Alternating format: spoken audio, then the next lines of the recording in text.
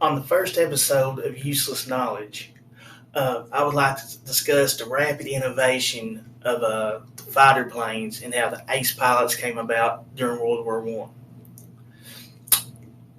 Like the beginning of the war, they used hot air balloons or zeppelins in order to drop bombs on the enemies, especially the Germans did.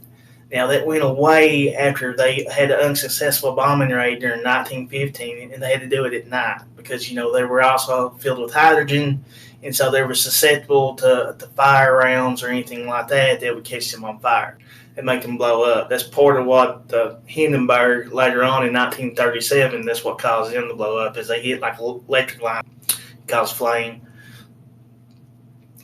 But what I thought was fascinating is you went from 1908 when the Wright brothers discovered flight, and like I went down the rabbit hole on that one, the whole history of flight and that. And what the Wright brothers actually did is they found the coefficient of lift before anyone else did, because everyone else was off by a couple of years. In 1914, at the beginning of the war, they were basically not much different from the original designs. They were still mainly wood. I think they had wooden propellers.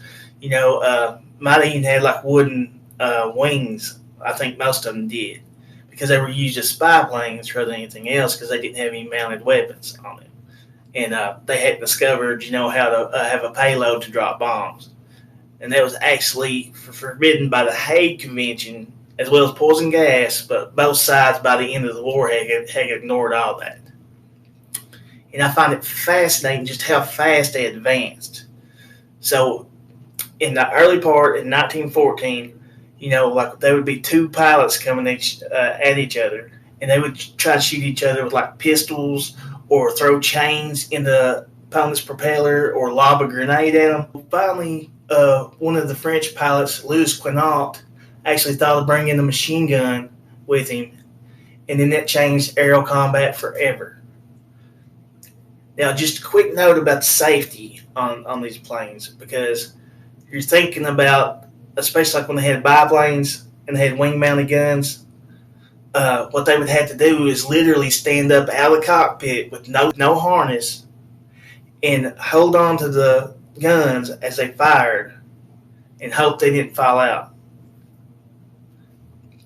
Also, the early version of the planes, like I mentioned, had wooden propellers. And so when they finally thought about mounting a machine gun into the cockpit, sometimes they would shoot their own propellers off. And there was no parachutes. Parachutes were thought by a lot of the Allies, especially like the British High Command, actually forbade research and development on smaller parachutes, because parachutes did exist, but they were too bulky to bring up, especially in the more primitive planes in the early days.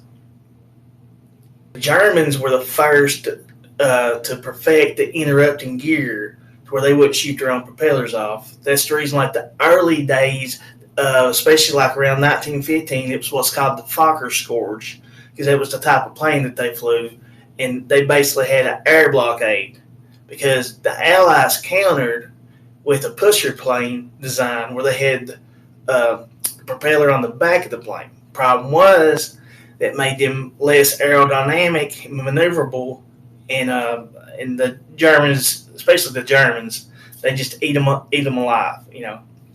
The Allies though had a better supply chain, because Germans had the blockade. And I say mainly Germans because in the early part of the war, it was mainly fought on the Eastern Front between Germany, Great Britain, and France. And then later on, when we joined the war, but primarily it was between the Germans and the rest of the Allies. Now, at the time, that was the height of education and innovation.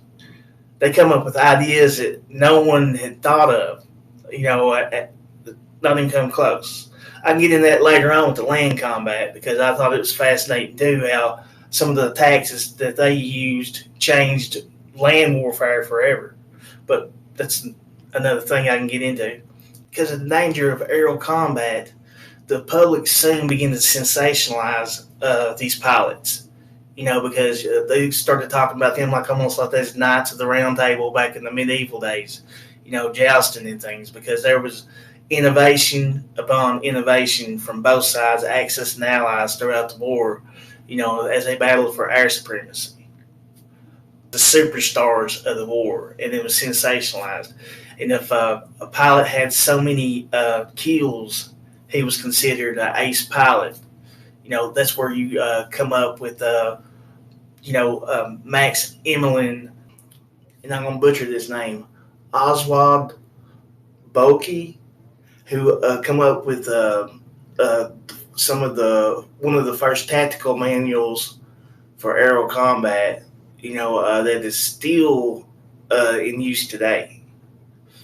He was also who helped recruit and train Victor von Richthofen, or also known as the Red Baron, who would go on to amass a massive 80 kills during that time. And what the Red Baron is, he took those ideas and he perfected them, and he actually had what was called like the flying circus. That's what they called his pilots, because he trained them the same way. And actually, his brother Luthor was nearly as good. He had amassed like 40 kills, and there's multiple ace pilots in his division. And like I said, early on is because not only this innovation of tactics, because the Allies hadn't figured out the interrupting gear. And so they were sitting ducks early on. Later on, especially as the blockade began to affect the German supply line, that's when they had to start using inferior oil. There's more breakdowns, and they couldn't keep up with the Allies who had superior equipment and firepower. So by 1917, the Allies had basically recontrolled the skies. So at the beginning of the war in 1914, it was rare to see a airplane have even an 80 horsepower engine. By the end of the war in 1918, you had airplanes that was pushing over 200 and had metal wings, metal fuselage. There was such rapid advancement in a few short years. You got to think, from 1908, when we first had the airplane, so the Wright brothers only had a 12 horsepower engine that they were able to achieve flight with. And the Germans in 1917 come out with the Fokker 7, and they actually had a rotary engine, but they had supply chain problems and there's frequent breakdowns. To 1918, that is a massive improvement in a very short amount of time. So you're thinking about less than 10 years, you go from 12 horsepower to over 200 horsepower. And then the things that they were able to do, especially like weaponization, the synchronizing gear, aerial combat was changed forever with World War I. Thank you. This has been Useless Knowledge number 1. This video was painstakingly edited. I know it's pretty rough. I'm getting used to things. Bear with me. Thank you.